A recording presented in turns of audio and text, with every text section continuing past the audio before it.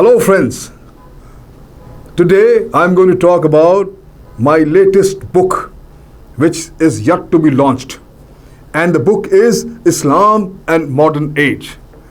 The thought came to my mind to write this book before the COVID period started. On my very casual routine visit to Lucknow, one of my friends who is an atheist, he asked me, very educated, enlightened person, he asked me, sir, just tell me, had there been no Islam in the world, what difference it could have been made today? I said, absolutely nothing. Only one, and that is just read and see today what was the world pre-Islamic days and what is the world post-Islamic days. You will have your answer. And with this thought, I started my research work and used the time when I was locked up in my room, and this book, Islam and Modern Age, it came into existence, which will be launched very shortly. My friend, this book is simply, Islam is one of the major world religions with over 1.8 billion followers worldwide. Islam has played a significant role in the development of the modern world, especially in the field of science, art, culture, and human rights. I am going to talk about certain examples, and those are, as in the field of science, the Muslims have made a significant contribution, especially in mathematics, astronomy, medicine, and chemistry.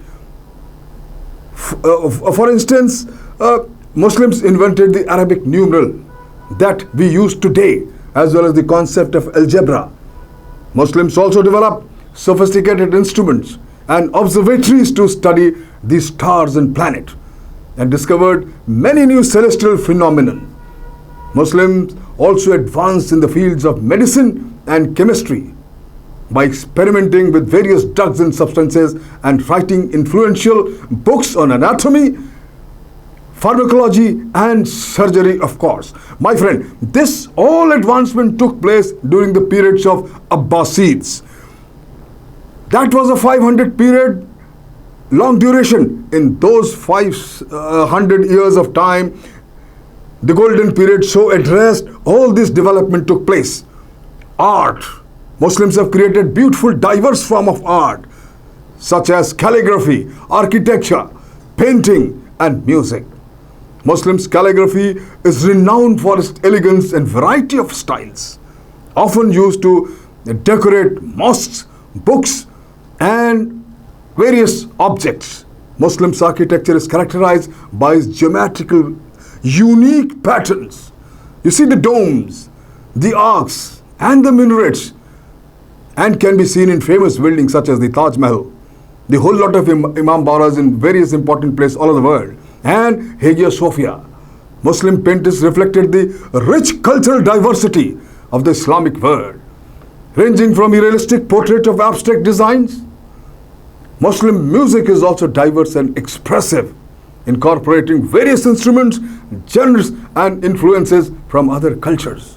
My friend, when you talk about cultures, Muslims have enriched the world with their culture, which includes literature, philosophy, law, education, and of course cuisine. Muslim literature is vast and varied, spanning from poetry to prose, from fiction to non-fiction, from religion to secular. Some of the most famous works of the Muslim literatures are, of course, the Quran, the Hadith, and you all know the 1001 Nights, the Rubaiyats of Umar Khayyam, the Masnavi of Maulana Rum, and Sheikh Sadi, and far too many, the subtleties of Mullah Nasruddin. You keep on going, and many books, far too many books on philosophy, too influential and diverse, covering topics such as logic, ethics, metaphysics, and theology.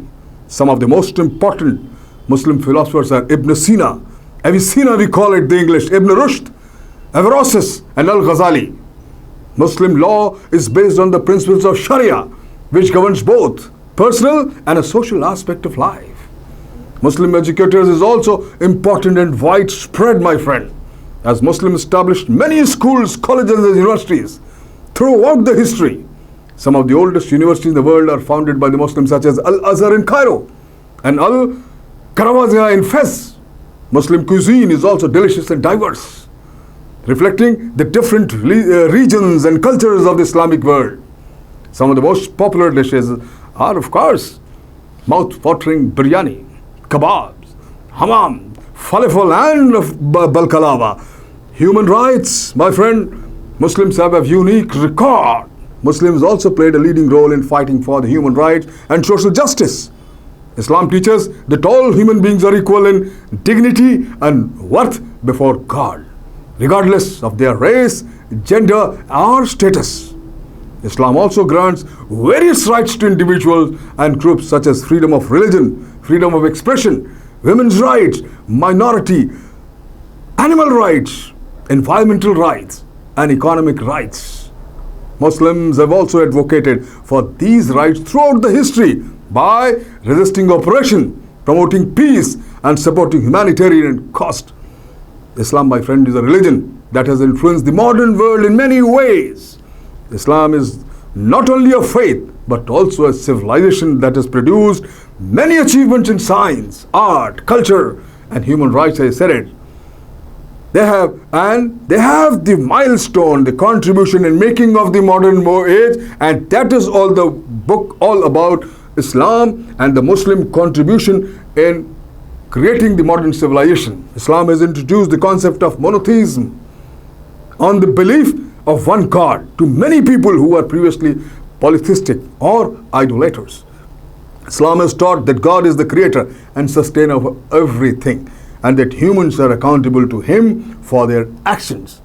Islam emphasized the importance of prophethood or the guidance of God through the messengers such as Abraham, Moses, Jesus, and finally Prophet Muhammad, peace be upon them, all of them. Islam is also revealed the Quran, the final complete revelation of God to humanity, which contains many scientific, moral, and spiritual truths.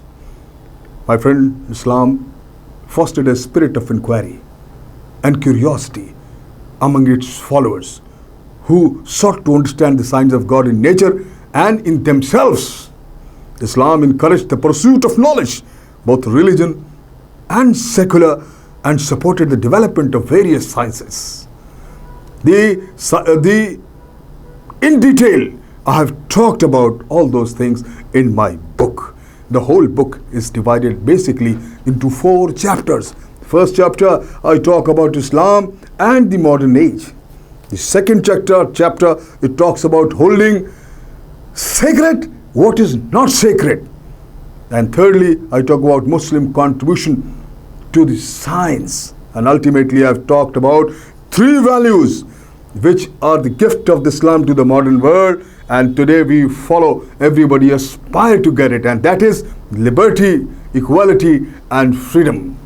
My friend, this is the short gist of my book, The Islam and Modern Age, which represents resisting oppression, promoting peace, and supporting humanitarian causes. Thank you very much.